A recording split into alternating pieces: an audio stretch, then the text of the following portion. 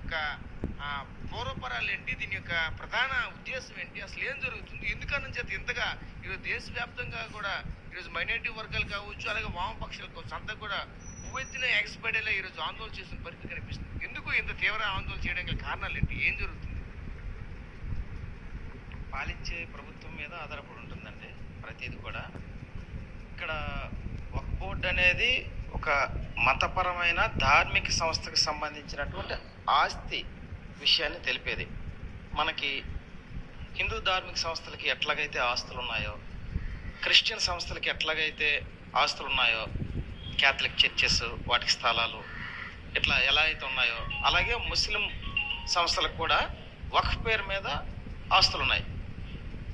ఇక్కడ మనం ప్రధానంగా ఒక విషయాన్ని గుర్తుపెట్టుకోవాలి. ఇక్కడ పాలించడం చేత కాని వాడు పక్కదారి పట్టిస్తాడనేది ఒక సామెత. ఇక్కడ బీజేపీ ప్రభుత్వం చేస్తున్నది అదే. ముస్లింలు వాళ్ళకి సంబంధించినటువంటి వక్ఫ్ బోర్డు మీద, వాళ్ళ ఆస్తుల మీద సడన్గా పడాల్సినటువంటి అవసరం ఏముంది? ఇప్పుడు ఏం చెప్తుంది గవర్నమెంట్? ఏం చెప్తుంది? వక్ఫ్ ఆస్తుల్ని ప్రభుత్వం స్వాధీనం చేసుకుంటుంది. ఎందుకు అంటే ముస్లింల్లో ఉన్నటువంటి పేదలకి, ముస్లింల్లో ఉన్నటువంటి అణగారిన వర్గాలకి సమానమైనటువంటి న్యాయం చేయడానికి మేము ఈ వక్ఫ్ ఆస్తులు తీసుకొని సమానంగా పంచుతాము, వాళ్ళకు ఉన్నటువంటి అవకాశాలను మెరుగుపరుస్తాము అని చెప్పేసి చెప్తుంది. ఇప్పుడు మన హిందువుల్లో ఉన్నటువంటి ఆస్తులన్నింటినీ ప్రభుత్వం లాగేసుకొని అందరికీ పంచుతామంటే ఒప్పుకుంటున్నామా? రెండోది, వక్ఫ్ బోర్డులోన ముస్లిమేతరులను పెట్టడం, అంటే మన హిందువుల్ని కానీ లేదంటే క్రిస్టియన్స్ని కానీ బోర్డు సభ్యులుగా నియమించడం అనేది సరైందా? ఇప్పుడు మన హిందూ సంస్థల్లో మన బోర్డుల్లో ముస్లింలు పెడతామంటే మనం ఒప్పుకుంటామా? క్రిస్టియన్స్ పెడతామంటే మనం ఒప్పుకుంటామా? ఇక్కడ మన టీటీడీలో భూమన కరుణాకర్ రెడ్డి గారు కానివ్వండి, లేకపోతే జగన్ గారు కానివ్వండి, వీళ్ళు వెళ్ళేటప్పుడు ఎంత గోలగోల చేశారు క్రిస్టియన్స్ అయినటువంటి మీరు. మరి టీటీడీ బోర్డుకి సభ్యులుగా ఎలా చేస్తారు, మీరు ఇలా చేస్తారు, అలా చేస్తారా, ఎందుకు చేస్తారని చెప్పేసి పెద్ద ఎత్తున ప్రజల్లో వ్యతిరేకత తీసుకొచ్చాయి ఈ టీడీపీ ప్రభుత్వం. మరి ఇప్పుడు ఈరోజు ముస్లిం వక్ఫ్ బోర్డుకి సంబంధించి ముస్లింలందరూ ఏకతాటి మీద నినదిస్తుంటే కనీసం పట్టించుకోవటం లేదు. సరికదా ఈరోజు బీజేపీ ప్రభుత్వానికి మద్దతు ఇచ్చినటువంటి పరిస్థితి మనం చూస్తున్నాం. ఇది సరైనది కాదు. ఎందుకంటే ముస్లింలు ఎక్కువ మంది పేదవాళ్ళు ఉన్నారు, నిజమే. కానీ వాళ్ళని ఆదుకునే విధానము వాళ్ళ ఆస్తులను లాక్కుని కాదు, అంటే మత ధార్మిక సంస్థల చేతుల్లో ఉన్నటువంటి బోర్డు ఆస్తుల్ని లాక్కుని కాదు.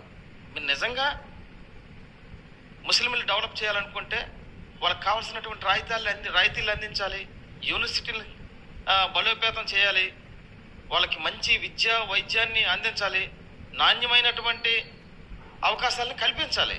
అలా కల్పించకుండా ఈరోజు ఒక్క ఆస్తులు తీసుకొని మేము మీకోసం డెవలప్ చేస్తామంటే, ఇంతవరకు అసలు ముస్లింల మీద విపరీతమైన ప్రచారం చేసింది మీరే కదా. ముస్లింలు మంచి వాళ్ళు కాదు, వాళ్ళ జనాభాని పెంచుకుంటున్నారు, వాళ్ళ జనాభా పెరిగితే మనకి నష్టం, వాళ్ళ దగ్గర కొనొద్దు, వాళ్ళ దగ్గర తాగొద్దు, వాళ్ళతో కలిసిమెలిసి ఉండొద్దు, ఇదిగో ముస్లింలు నేరస్తులు, దుర్మార్గులు, మరి ఇంకా ముస్కర్లు అని చెప్పేసి, ఉగ్రవాదులు అని చెప్పేసి చాలా పెద్ద ఎత్తున ప్రచారం చేసినటువంటి బీజేపీ ఆర్ఎస్ఎస్ టీమ్స్ ఏవైతే ఉన్నాయో, ఈరోజు ఏమొచ్చి సడన్గా ఒక్కసారి మారిపోయి ముస్లింలకు మేలు చేస్తాం, ముస్లింలందరికీ న్యాయం చేస్తాం అని చెప్పేసి అనడం అనేది హాస్యాస్పదంగా అనిపిస్తుంది కదా. ఇదంతా కేవలం ఉత్తి మోసకారి మాటలు. గుజరాత్లో మనం చూసాం, గోత్ర అల్లర్లను సృష్టించిందే అందుకోసం. ప్రత్యేకించి ముస్లిం ఆస్తులు ఏవైతే ఉన్నాయో, సబర్మతి ఎక్స్ప్రెస్ వెళ్ళే ట్రాక్కి ఇరువైపులా, అటువైపు ఇటువైపు ముస్లింల ఆస్తులు ఏవైతే ఉన్నాయో, ఆ ఆస్తులన్నింటినీ ఖాళీ చేయించేసి వాళ్ళ అధీనంలోకి తెచ్చుకోవాలనేటువంటి కుట్రతో జరిగినటువంటి వ్యవహారం అది తప్పితే నిజంగా జరిగిన గొడవలు కాదు. కాబట్టి అదే బీజేపీ గవర్నమెంట్ ఈరోజు దేశంలో ఉన్నప్పుడు ముస్లింల మీద, క్రైస్తవుల మీద, మైనార్టీల మీద దాడులు చేస్తే వాళ్ళ ఆస్తులన్నింటినీ లాక్కొని వీళ్ళు అభివృద్ధి చెందాలనుకోవడం సరైనది కాదు.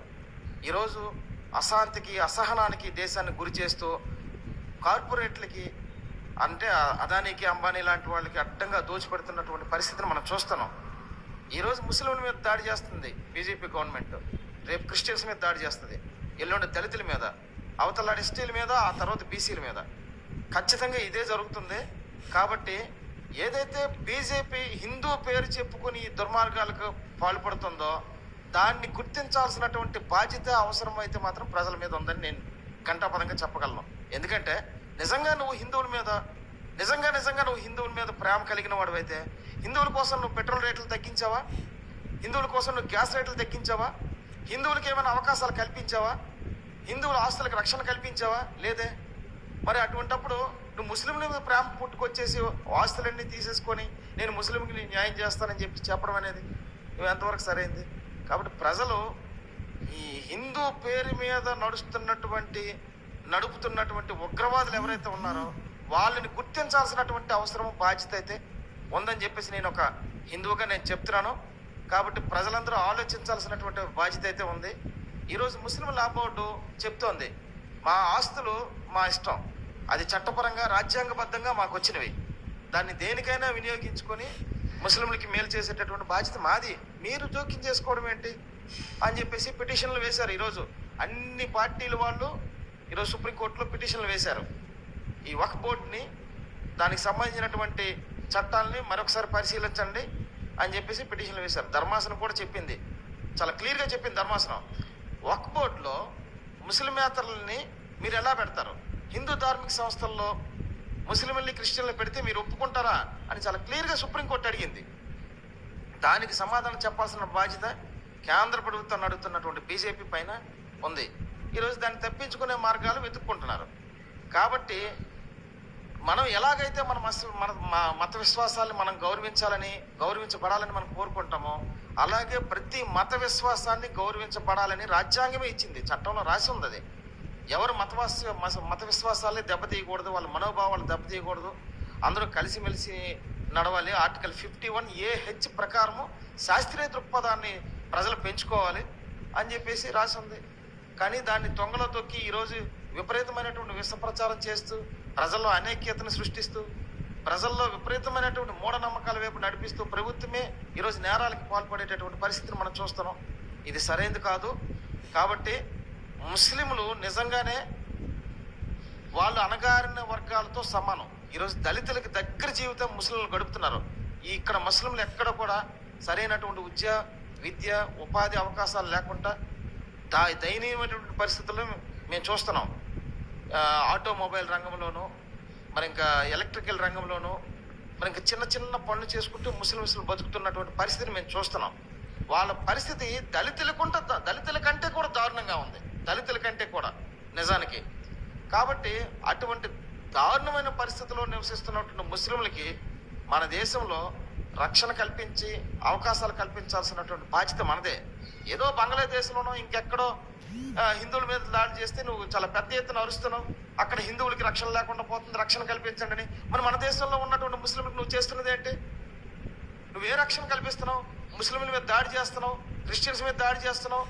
అంటే మన దేశంలో ఉన్నటువంటి మైనార్టీల మీద నువ్వు దాడులు చేస్తావు, వేరే దేశంలో ఉన్నటువంటి మన వాళ్ళకి ఏ రకమైనటువంటి జరగకూడదు, మన వాళ్ళకి హక్కులు భద్రంగా ఉండాలి, మన వాళ్ళ హక్కులు పరిరక్షించబడాలని చెప్పేసి నువ్వు అడిగే హక్కు నీకుందా? సరైనది కాదు కదా ఇది. మన దేశంలో ఉన్న మైనార్టీలను నువ్వు గుర్తించడం, గౌరవించడం ఫస్ట్ నేర్చుకోవాలి. ఆ తర్వాత వేరే దేశంలో ఉన్నటువంటి మన ప్రజలకు రక్షణ కల్పించండి. ఇదిగో మా దేశంలో మేము ముస్లింలకు న్యాయం చేస్తున్నాం, క్రిస్టియన్స్కి న్యాయం చేస్తున్నాం, వాళ్ళ హక్కులకు రక్షణ కల్పిస్తున్నాం అనేది ఫస్ట్ నువ్వు చూపించి వేరే దేశంలో ఉన్నటువంటి మన ప్రజలకు రక్షణ కల్పించాలని కోరాలి. అలా జరగటం లేదు ఇక్కడ. కాబట్టి నీకు ఒక న్యాయము, వేరే దేశంలో ఉన్న వాళ్ళకి ఒక న్యాయమా? ఇది సరైనది కాదు. కాబట్టి ప్రభుత్వం నడుపుతున్నటువంటి పెద్దలు ఎవరైతే ఉన్నారో వాళ్ళ ఆలోచనల్లో మార్పు రావాలి. ప్రజల పట్ల ప్రజలందరినీ సమానంగా చూసేటటువంటి ఆర్టికల్ 14 ఏదైతే ఉందో రాజ్యాంగం కల్పించినటువంటి హక్కు, దాన్ని నిర్వీర్యం చేయకుండా దాన్ని సక్రమైనటువంటి మార్గంలో నడిపించేటటువంటి బాధ్యతని ప్రభుత్వం తీసుకోవాలి. ఒక అడ్వకేట్గా మేము కోరుకునేది అదే ఒకటే, all are equal before law. There is no except anyone. పెద్దవాడికైనా పేదవాడికైనా ఏ మతస్థుడికైనా చట్టపరమైనటువంటి హక్కులు సమానంగా ఉండాలి. కాబట్టి ఆ హక్కుల్ని అందించేది రాజ్యాంగం. ఆ రాజ్యాంగాన్ని కాపాడాల్సినటువంటి బాధ్యత రాజ్యాంగం మీద ప్రమాణం చేసి వచ్చినటువంటి నేతలది. కాబట్టి దాన్ని సక్రమంగా ప్రజలందరికీ సమానంగా పంపిణీ చేయాల్సినటువంటి బాధ్యత అడ్మినిస్ట్రేటివ్ వర్క్ది.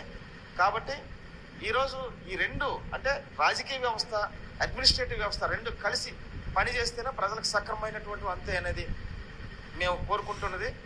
కాబట్టి ప్రజలందరూ ఈ విషయాల మీద అవగాహన పెంచుకోవడానికి ప్రయత్నించాలని చెప్పేసి నేనైతే కోరుకుంటున్నాను. అంటే ఈ వక్ఫ్ బోర్డు ప్రధానంగా ఒకటే చెప్పుకొస్తున్నారు. ఏదైతే ఈ వక్ఫ్ బోర్డుకి సంబంధించినటువంటి ఆస్తులు ఏవైతే ఉన్నాయో ఆస్తుల్ని హిందువులు కూడా గత ఎన్నో దశాబ్దాల కాలంగా వాడుతున్నటువంటి వాళ్ళ ఆధీనంలో ఉన్నటువంటి ఆస్తులను కూడా ఈరోజు వక్ఫ్ బోర్డు ఒకసారి అది మాది ఆ ఆస్తి ఆయన ఒకసారి అంటే ఇంకా పూర్తిగా అక్కడ ఉన్నటువంటి చట్టాలు కానీ అలాగే అక్కడ ఉన్నటువంటి న్యాయస్థానాలు కానీ పూర్తిగా ఎటువంటి సమాచారం కానీ ఏమీ ఇవ్వలేనటువంటి పరిస్థితి కనిపిస్తుంది. దీన్ని ఏ విధంగా చూడాలి? అంత కఠినంగా ఎందుకు పెట్టారు ఆ వక్ఫ్ బోర్డు? అంటే వక్ఫ్ ఆస్తులు ఏవైతే ఉన్నాయండి, ఆ వక్ఫ్ ఆస్తుల మీద వచ్చినటువంటి కవులు, వక్ఫ్ ఆస్తుల్ని రెంట్కి ఇవ్వడం ద్వారా వచ్చినటువంటి అద్దె, ఇవన్నీ కూడా ముస్లిమ్స్ వాళ్ళ అవసరాలకి లేదా వాళ్ళ దైనందిన కార్యక్రమాలకి, అంటే విద్యకు సంబంధించి ఉపాధికి సంబంధించినటువంటి వాటి ఖర్చు పెడుతుంది ముస్లిం లా బోర్డు. దాని బాధ్యత అది. అలాగే జమైతే ఇస్లామిక్ హిందూ అని ఒక ఆర్గనైజేషన్, ఇట్లా ముస్లిమ్స్లో కూడా చాలా ఆర్గనైజేషన్స్ ఉన్నాయి. ఇవన్నీ కూడా వక్ఫ్ పరిరక్షణను చూస్తూ వాటి నుంచి వచ్చే ఆదాయాన్ని ముస్లింలకి విద్యా ఉపాధి రంగాల్లో సక్రమంగా ఖర్చు పెట్టే విధంగా దాన్ని దాన్ని చూడటానికి ప్రయత్నిస్తున్నాయి. మనకి ఎలాగైతే ఇప్పుడు మనకి సింహాచలం దేవస్థానం ఉందండి. సింహాచలం దేవస్థానం కింద కొన్ని లక్షల ఎకరాల భూమి ఉంది. ఆ లక్షల ఎకరాల భూమిని కౌలుకి ఇస్తున్నారు. ఆ కౌలు ద్వారా వచ్చినటువంటి ఆదాయాన్ని దేవాలయ నిర్వహణకి, ధూపదీప నైవేద్యాలకి, మరి ఇంకా కొన్ని ప్రజా సేవలకి ఉపయోగించడం అనేది జరుగుతుందా లేదా? మరి ముస్లిమ్స్లో కూడా వక్ఫ్ బోర్డు ఆధ్వర్యంలో ఆ రకమైనటువంటి సేవా కార్యక్రమాలన్నీ జరుగుతున్నాయి. ఇప్పుడు సడన్గా మీరు దాని మీద పడాల్సినటువంటి అవసరం ఏముంది? ఇప్పుడు వక్ఫ్ అని అంటే వాళ్ళు చెప్తున్నారు, చాలా స్పష్టంగా ఉంది అందులోన, దేవుడికి ఇచ్చేటటువంటి భూమి ఏ వ్యక్తి అయినా తన తదనంతరం ఇది ఎవరికి చెందకూడదు, ఈ దేవుడికి చెందాలి. దేవుడికి అంటే అర్థం ఏంటి? దేవుడి పేరు మీద ఉన్నటువంటి ప్రజలకి, అంటే దేవుడిని నమ్ముకుంటున్నటువంటి ప్రజలకి అని అర్థం. ఆ దేవుడికి రాసిచ్చేస్తున్నారు భూమిని. ఆ దేవుడికి రాసిచ్చిన భూమి మీద వచ్చేటటువంటి అద్దె, కౌలు, ఇవన్నీ కూడా ఆ ప్రజలకి వాళ్ళు సక్రమంగా ఖర్చు పెట్టాలనేది జరుగుతున్నది. మన టీటీడీ బోర్డులో కూడా అదే జరుగుతుంది. మనం విరాళాలు ఇస్తాం. ప్రతి సంవత్సరం నేను వెళ్ళి హుండీలో డబ్బులు వేస్తున్నాను, నాకు వేస్తున్నాను. ఇవన్నీ కూడా ఒక దగ్గర పోగేసిన తర్వాత ఆ డబ్బుల్ని మనం అన్నప్రసాదం ఉంది, వెంగమాంబ అన్నప్రసాదం, మనకి భోజనం పెడుతున్నారు, సరైన అవకాశాలు కల్పిస్తున్నారు. మరి ఎక్కడ పడితే అక్కడ స్కూల్స్కి విరాళాలు ఇస్తున్నారు. అంటే టీటీడీ బోర్డు మనకి సేవ చేస్తుందా లేదా? సరైనటువంటి ప్రజలందరికీ అవకాశాలని కల్పించడానికి ప్రయత్నిస్తుందా లేదా? అలాగే ధార్మిక సంస్థలన్నీ కూడా తన పరిధిలో తమ మత విశ్వాసాలను అనుసరించి నడిచేటటువంటి ప్రజలకి కొన్ని అవసరాలు తీర్చడానికి కావలసినటువంటి పోగుపడినటువంటి డబ్బుల్ని అందించడానికి ప్రయత్నిస్తున్నాయి ధార్మిక సంస్థల ద్వారా. అది తప్పేంటి? నువ్వు సడన్గా ఈ బోర్డులోని మేము కూడా ఉండాలి, నీ బోర్డులోని ఏం జరుగుతుందో మాకు తెలియాలి, మీ ఆస్తుల మీద మాకు అధికారం ఉండాలి అని చెప్పడంలో అర్థం లేదు కదా. అది సరైనది కూడా కాదు. కాబట్టి ఇంకొకరి మత విశ్వాసాల్లో జోక్యం చేసుకొని వాళ్ళ మత విశ్వాసాలు దెబ్బతీసే విధంగా, వాళ్ళ మనోభావాలు దెబ్బతీసే విధంగా ప్రవర్తించే హక్కు నీకైతే రాజ్యాంగం ఇవ్వలేదు. కాబట్టి రాజ్యాంగాన్ని కట్టుబడి పరిపాలించేవారు ఎవరైనా సరే తెలుసుకోవాల్సినటువంటి విషయం ఇది. దీని మీద ప్రజలు కూడా అవగాహన పెంచుకోవాల్సినటువంటి అవసరం ఉంది. Thank you. ఇది పరిస్థితి చూసాం కదా.